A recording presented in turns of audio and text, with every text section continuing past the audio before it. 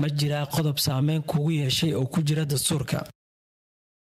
Saamaynta uu bulshada ku leeyahay waxaa ka mid ah tiyada ayaan kuu sheegayo kale oo aheeday in la taabtay waxyaabaha ay dadka xasaasiyadda ka qaadaan oo kale diinta oo kale in aad lid isku yihiin qodobo lidku ay ku jiraan oo kale waxaasna dadka ka kacayaanba markay arkaan sidoo kale waxyaabaha ka midka waxaa ka mid ah in aanan laga hadlin waxyaabihii ugu waaweynaa in laga hadlo loo baahnaa uu ka mid yahay natural resource-kii waxyaabihii dadkan ay isla lahaayeen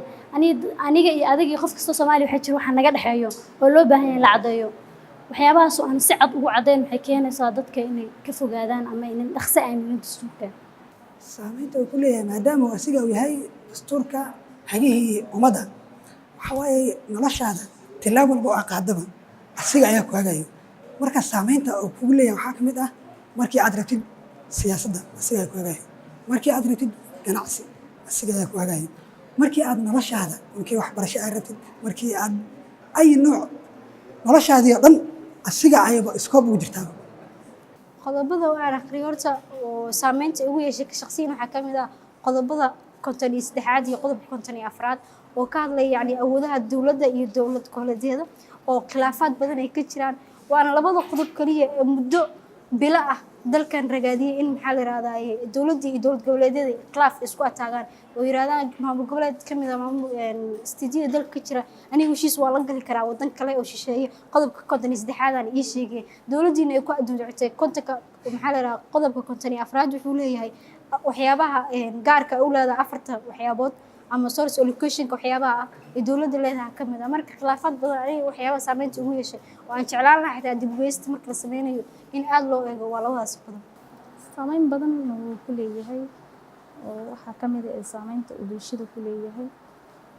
in dastuurka bulshada si fiican loo baro dastuurka aysan bulshada aqoonin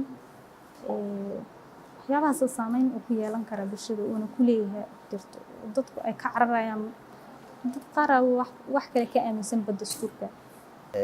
Saamaynta oo dastuurka uu ku leeyahay bulshada waa wax ballaaran laakiin haddaan wax ka soo qaato waxaa ka mid ah in dhaqankood ka turjumo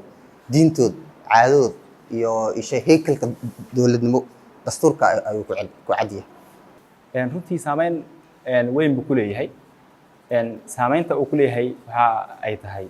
waa dastuurka kaliya hadda sharciga ah oo wadanka lagu maamulayo oo hay'adaha dawladda ah oo noo dhisan ay ku shaqeynayaan sidaas darteed bulshada maadaama uu yahay midka lagu maamulayo asaga oo uu yahay sharciga ugu sareeya ee dalka maanta jira qawaaninta kale ee dalkana ay asaga hoos imaanayaan saamayn weyn buu runtii ku leeyahay bulshada in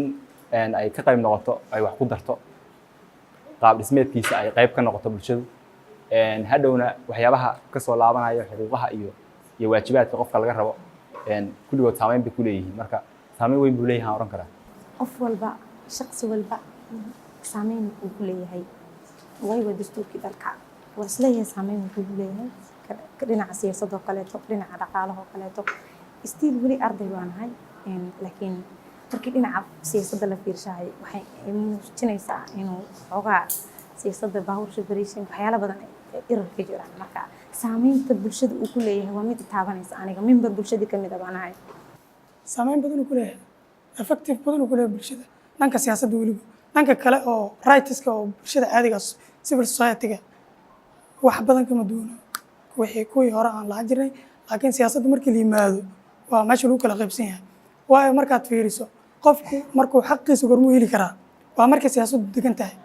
laakiin dastuurka Soomaaliya siyaasaddiisaan degsanayn siyaasaddiisaan lagu midaysnayn ummaddaan ku midaysnayn haddii siyaasi uu ku midaysan yahay shacabkaan ku midaysnayn markii runta laga hadlaa waayo markaad fiiriso hadda dowladda hadda federaal aan u guurno hadda oo unity hadda waan ka guurno oo malaynaa inkastoo loo guurno hadda oo ummadda codkeeda uu dhiman yahay markaad fiiriso statiska ayaga waxay ku dhisan yihiin markaad fiiriso clan identity wax la yiraahdo ku dhisan yihiin ma ku dhisno personal state wax la waayna ugu dhisnay waxa waayin clan identity ku dhisan yahay ummaddii ayadoo awalba narrative ay ahaday oo 30 sano dagaal ku jirtay haddana waxa la yiri sad isku meel aad u tii waa inaad u godaan aniga haddaan maalan inta joogo xagga rights ku yeelanaanay marka ma aaminaanay inaan muqdisho bis aan rights ku yeesho on markaan qadka cagaaran ka gudbo ayuu iga soo xirmay waayo marka ummadda aynan taas aysan ugu raacsanayn waa taas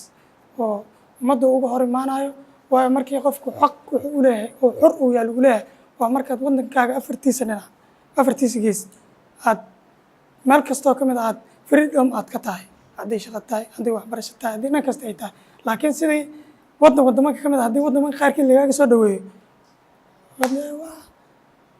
wax badan aad dareemaysaa inkastoo